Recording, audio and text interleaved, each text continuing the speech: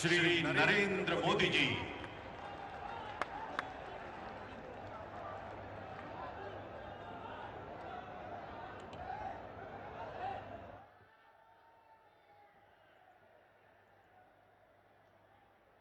भारत माता की, भारत माता की। मध्य प्रदेश के गवर्नर श्री मंगूभाई पटेल, मुख्यमंत्री भाई शिवराज जी, केंद्रीय मंत्रिमंडल के मेरे सहयोगीगण, पंचायती राज मंत्रालय का नेतृत्व कर रहे भाई गिरिराज जी, विधायकगण, सांसदगण, अन्य सभी महानुभाव और बड़ी संख्या में यहां पधारे मेरे प्यारे भाइयों और बहनों, रीवा की इस ऐतिहासिक धरती से मैं मां विंध्यवासिनी को प्रणाम करता हूं। ये धरती शूरवीरों की है, देश के लिए मर मिटने वालों की है।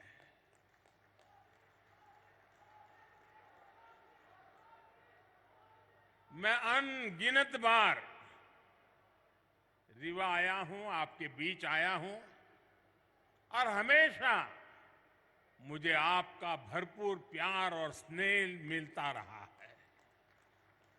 आज भी इतनी बड़ी संख्या में आप सभी लोग हमें आशीर्वाद देने आए हैं। मैं आप सभी का हृदय से आभार व्यक्त करता हूं। आप सभी को देश की 2.5 लाख से अधिक पंचायतों को राष्ट्रीय पंचायती राज दिवस की बहुत बहुत शुभकामनाएं। आज आपके साथ ही 30 लाख से ज्यादा पंचायत प्रतिनिधि भी हमारे साथ वर्चुअली जुड़े हुए हैं। ये निश्चित रूप से भारत के लोकतंत्र की बहुत ही सशक्त तस्वीर है। हम सभी जनता के प्रतिनिधि हैं। हम सभी इस देश के लिए, इस लोकतंत्र के लिए समर्पित है। काम के दायरे भले ही अलग अलग हो, लेकिन लक्ष्य एक ही है, जन सेवा से राष्ट्र सेवा। मुझे खुशी है कि गांव गरीब का जीवन आसान बनाने के लिए जो भी योजनाएं केंद्र सरकार ने बनाई हैं, उन्हें हमारी पंचायतें पूरी निष्ठा से जमीन पर उतार रही है। भाई और बहनों, आज यहां ई ग्राम स्वराज और ई ग्राम पोर्टल को मिलाकर जो नई व्यवस्था लॉन्च की गई है, उससे आपका काम और आसान होने वाला है। पीएम स्वामित्व योजना के तहत भी देश के 35 लाख ग्रामीण परिवारों को प्रॉपर्टी कार्ड दिए गए हैं। आज मध्य प्रदेश के विकास से जुड़ी 17,000 करोड़ रुपए से अधिक की परियोजनाओं का शिलान्यास और लोकार्पण भी हुआ है। इसमें रेलवे के प्रोजेक्ट्स हैं, गरीबों को पक्के घर के प्रोजेक्ट्स हैं, पानी से जुड़ी परियोजनाएं हैं, गांव गरीब का जीवन आसान बनाने वाले, रोजगार का निर्माण करने वाले इन प्रोजेक्ट्स के लिए भी मैं आप सभी को बहुत बहुत बधाई देता हूं। साथियों, आजादी के इस अमृत काल में हम सभी देशवासियों ने विकसित भारत का सपना देखा है और उसे पूरा करने के लिए दिन रात मेहनत कर रहे हैं। भारत को विकसित बनाने के लिए भारत के गांवों की सामाजिक व्यवस्था को विकसित करना जरूरी है। भारत को विकसित बनाने के लिए भारत के गांवों की आर्थिक व्यवस्था को विकसित करना जरूरी है।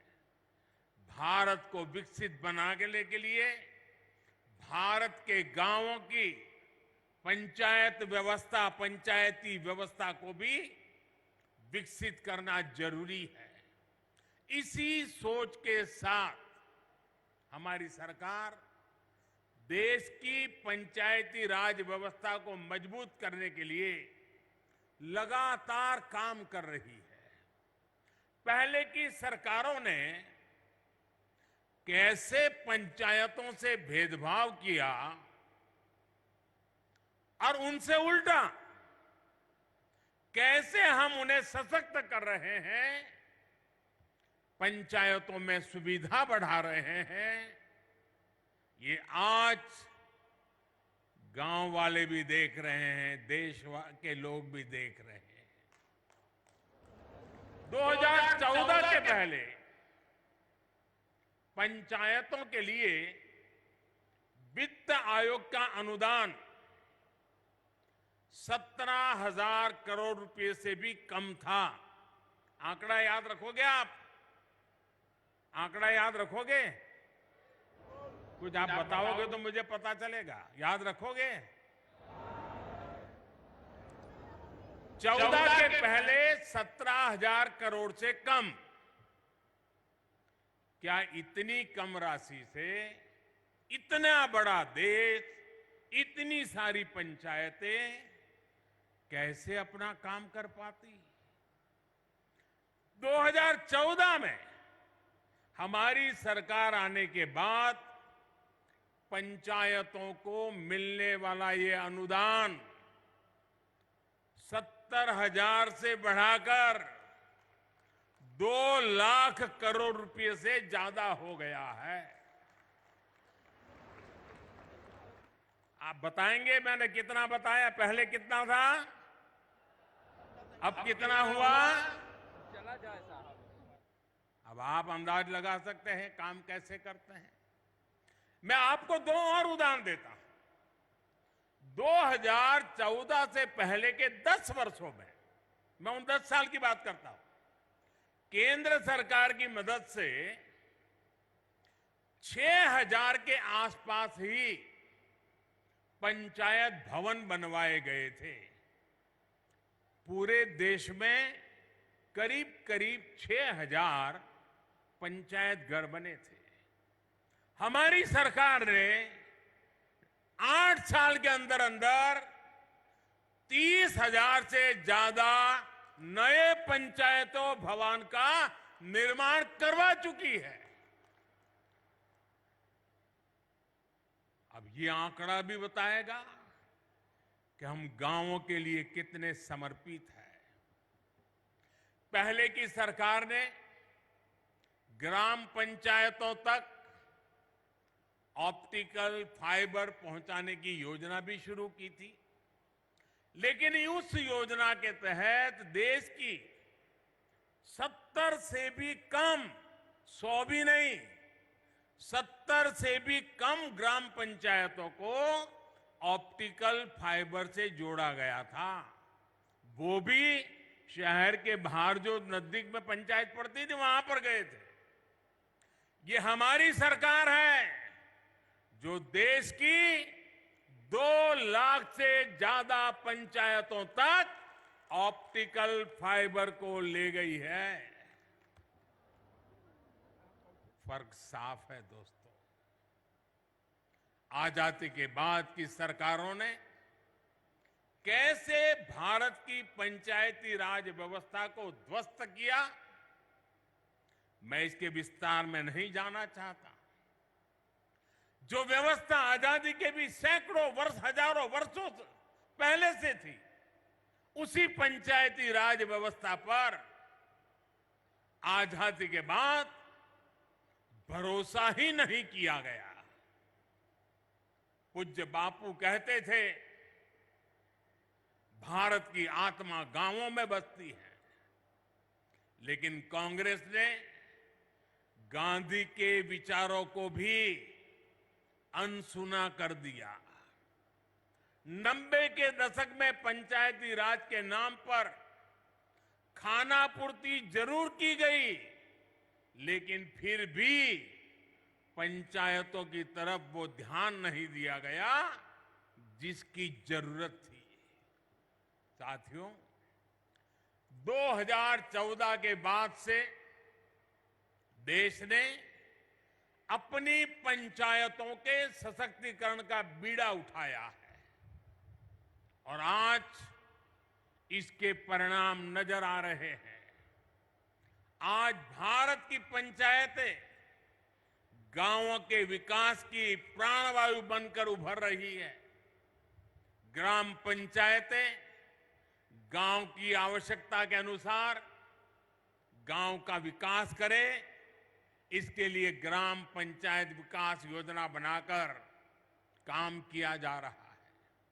साथियों, हम पंचायतों की मदद से गांवों और शहरों के बीच की खाई को भी लगातार कम कर रहे हैं।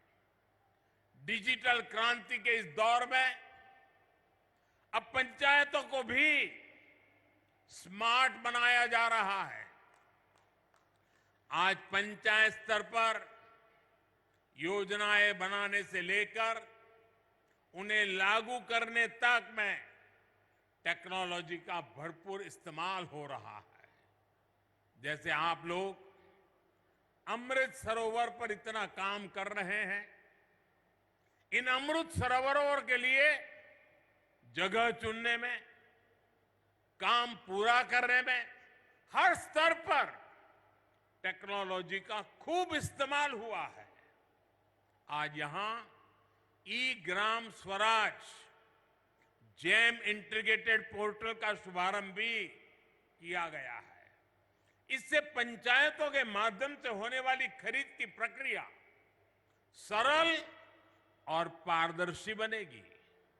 इससे अब पंचायतों को कम कीमत में सामान मिलेगा और स्थानीय छोटे उद्योगों को भी अपना सामान बेचने का एक सशक्त माध्यम मिल जाएगा।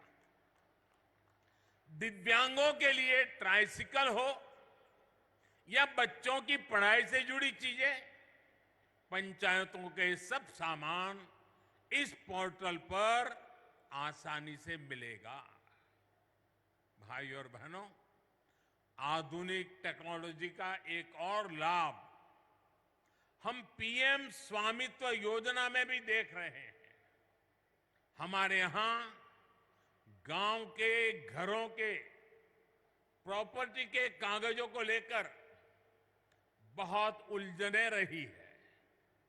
इसके चलते भली भांति के वाद विवाद होते हैं, अवैध कब्जों की आशंका होती है। पीएम स्वामित्व योजना से अब ये सारी स्थितियां बदल रही है।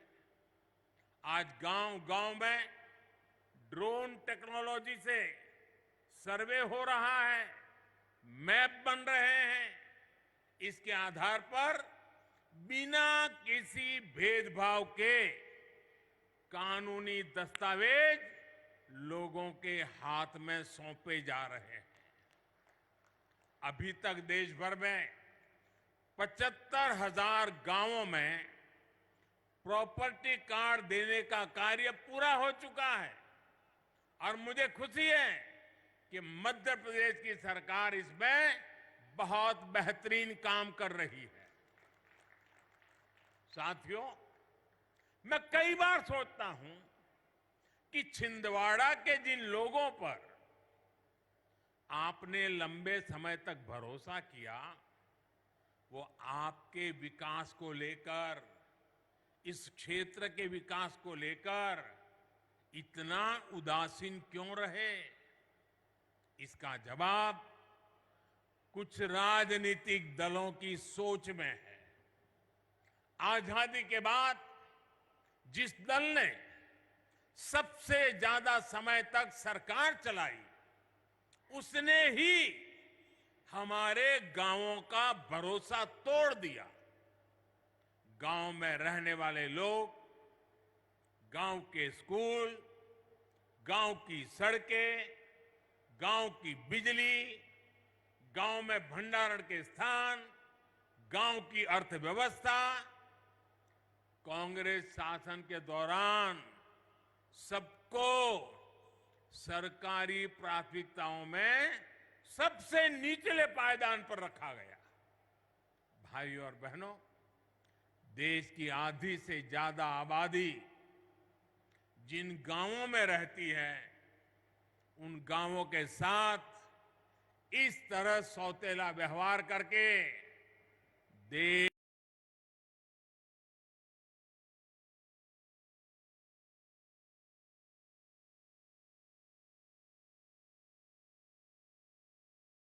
आगे नहीं बढ़ सकता।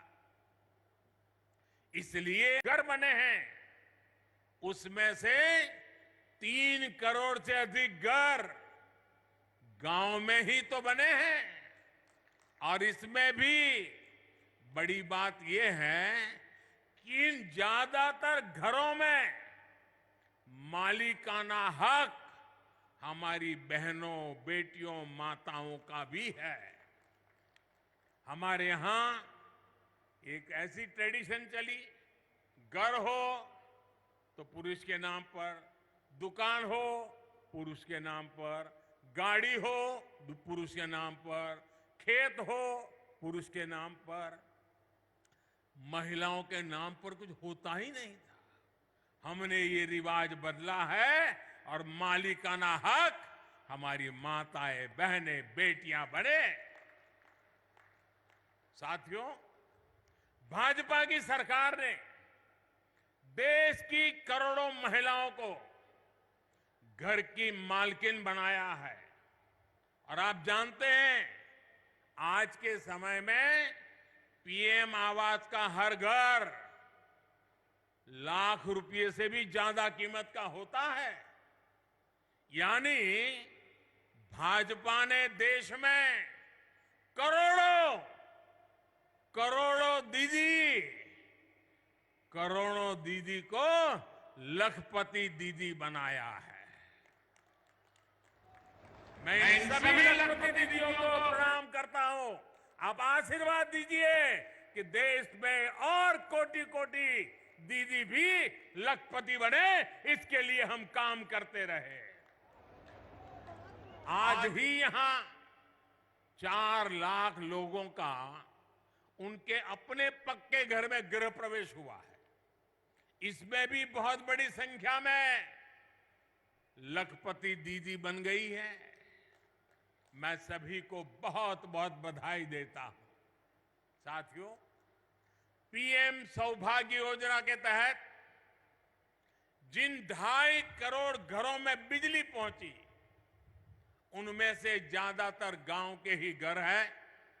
गांव के रहने वाले मेरे भाई बहन हैं।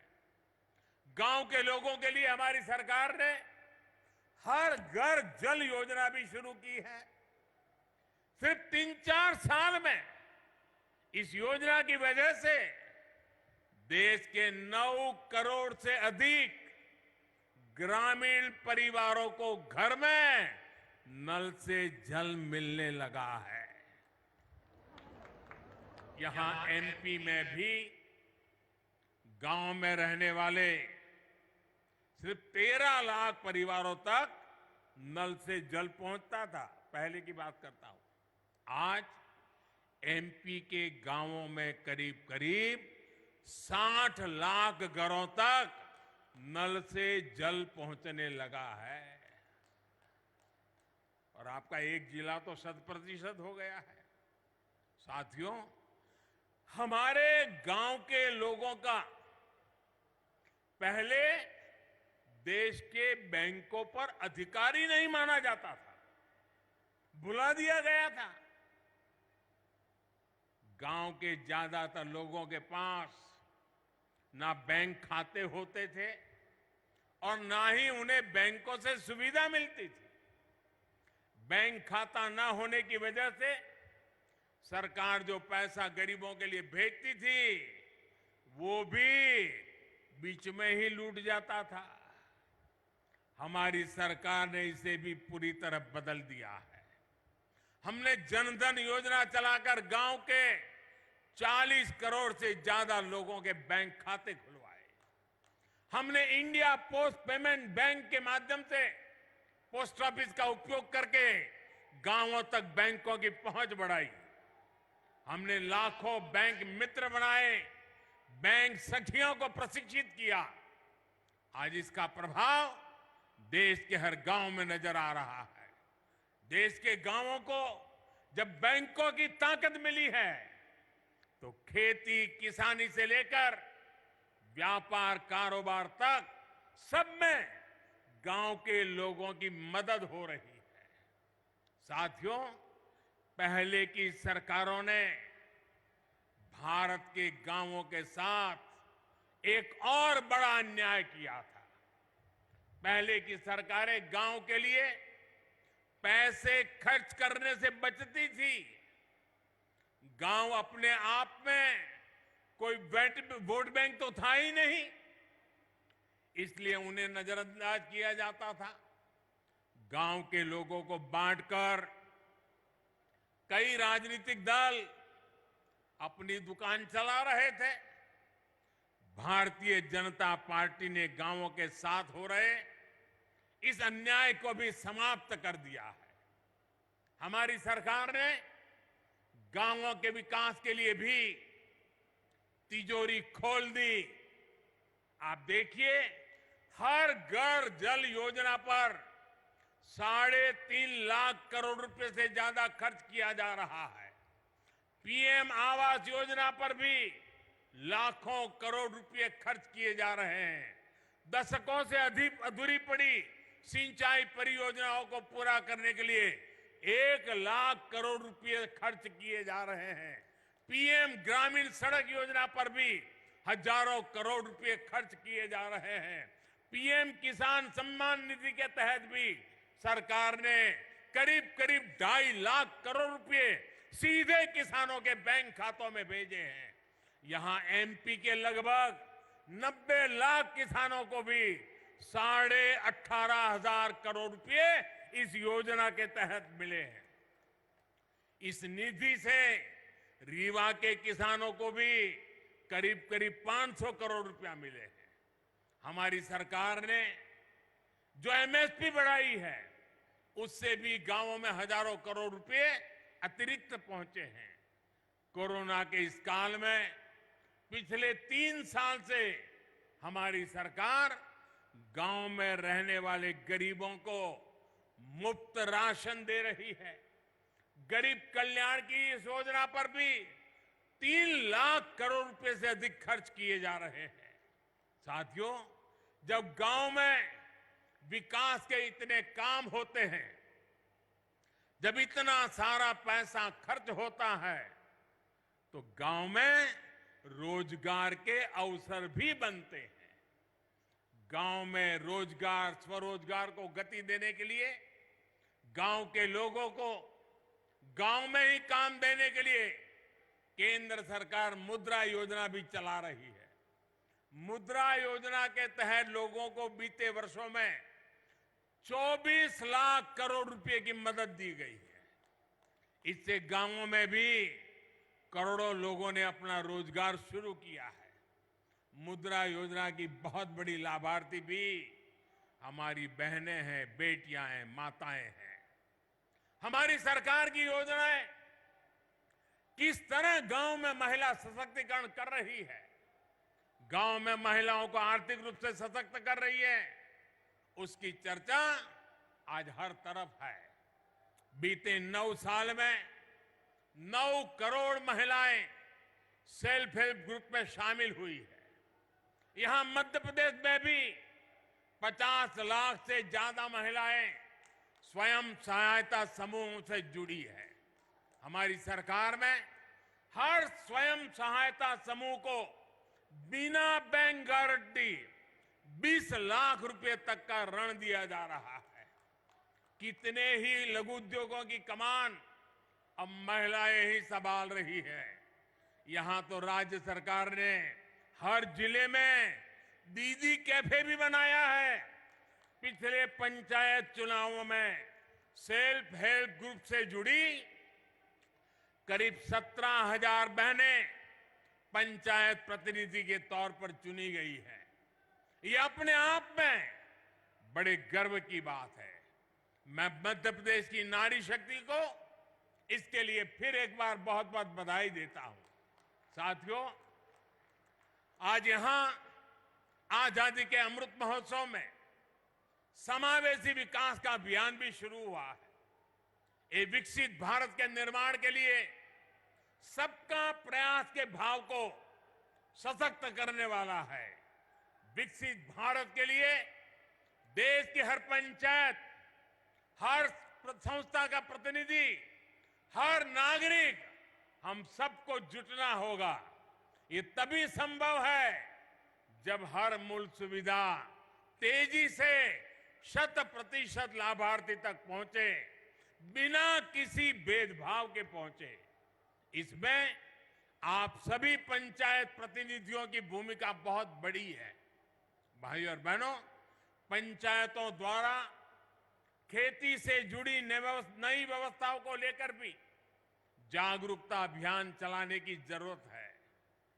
प्राकृतिक खेती को लेकर आज देश में बहुत व्यापक स्तर पर काम चल रहा है। यहां भी केमिकल खेती के नुकसान के बारे में चर्चा हुई है। हमने देखा कि कैसे हमारी बेटियों ने धरती मां की तकलीफ के बारे में हम सभी को बताया। नाट्य प्रयोग करके धरती मां की वेदना हम तक पहुंचाई है। केमिकल वाली खेती से धरती मां का जो नुकसान हो रहा है, बहुत ही आसान तरीके से हमारी इन बेटियों ने सबको समझाया है। धरती की ये पुकार हम सभी को समझनी होगी। हमें हमारी मां को मारने का हक नहीं है। ये धरती हमारी मां है, उस मां को मारने का हमें अधिकार नहीं है। मेरा आग्रह है कि हमारी पंचायतें प्राकृतिक खेती को लेकर जन जागरण अभियान चलाए। छोटे किसान हो, पशुपालक हो, मछुआरे भाई बहन हो, इनकी मदद के लिए जो अभियान केंद्र सरकार चला रही है, उसमें भी पंचायतों की बड़ी भागीदारी है। जब आप विकास से जुड़ी हर गतिविधि से जुड़ेंगे तो राष्ट्र के सामूहिक प्रयासों को बल मिलेगा। यही अमृत काल में विकसित भारत के निर्माण की ऊर्जा बनेगी। साथियों, आज पंचायती राज दिवस पर मध्य प्रदेश विकास को नई गति देने वाली कई और परियोजनाओं का शिलान्यास और लोकार्पण हुआ है। Chhindwara Nainpur Mandla fort rail line के बिजलीकरण से इस क्षेत्र के लोगों की दिल्ली, चेन्नई और हावड़ा, मुंबई तक कनेक्टिविटी और आसान हो जाएगी। इसका बड़ा लाभ हमारे आदिवासी भाई बहनों को भी होगा। आज छिंदवाड़ा नैनपुर के लिए नई ट्रेनों भी शुरू हुई है। इन नई ट्रेनों के चलने से कई कस्बे और गांव अपने जिला मुख्यालय छिंदवाड़ा, सिवनी से सीधे जुड़ जाएंगे। इन ट्रेनों की मदद से नागपुर और जबलपुर जाना भी आसान हो जाएगा। आज जो रीवा इतवारी छिंदवाड़ा नई ट्रेन चली है, उससे भी अब सिवनी और छिंदवाड़ा सीधे नागपुर से जुड़ जाएंगे। ये पूरा क्षेत्र तो अपने वन्य जीवों के लिए बहुत प्रसिद्ध है। यहां की बढ़ती हुई कनेक्टिविटी यहां पर्यटन भी बढ़ाएगी और रोजगार के नए अवसर भी बनाएगी। इसका बड़ा लाभ यहां के किसानों को होगा, विद्यार्थियों को होगा, रेलवे के डेली पैसेंजर्स को होगा, छोटे कारोबारी और दुकानदारों को होगा। यानी डबल इंजन की सरकार ने आज आपकी खुशियां भी डबल कर दी है। साथियों, आज मैं आपका एक और बात के लिए आभार व्यक्त करना चाहता हूं। अभी शिवराज जी ने बड़े विस्तार से वर्णन किया कि इस रविवार मन की बात के 100 एपिसोड पूरे हो रहे हैं। आप सभी के आशीर्वाद, आप सभी के स्नेह और आपके योगदान की वजह से ही मन की बात आज इस मुकाम तक पहुंचा है। मध्य प्रदेश के अनेकों लोगों की उपलब्धियों का जिक्र मैंने मन की बात में किया है। यहां के लोगों की लाखों चिट्ठियां और संदेश भी मुझे मिलते रहे हैं। इस बार रविवार को मन की बात में फिर आपसे मिलने के लिए मैं भी बहुत इंतजार कर रहा हूं, क्योंकि सेंचुरी है ना, और हमारे यहां तो सेंचुरी का जरा महत्व ज्यादा ही होता है। आप हर बार की तरह रविवार को अवश्य मेरे साथ जुड़िएगा।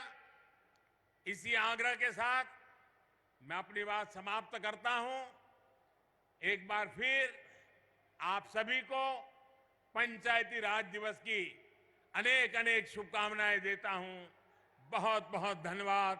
भारत माता की, भारत माता की, भारत माता की। बहुत बहुत धन्यवाद माननीय प्रधानमंत्री श्री नरेंद्र मोदी जी। आपके साथ साथ मंच पर आसीन माननीय राज्यपाल महोदय, माननीय मुख्यमंत्री महोदय,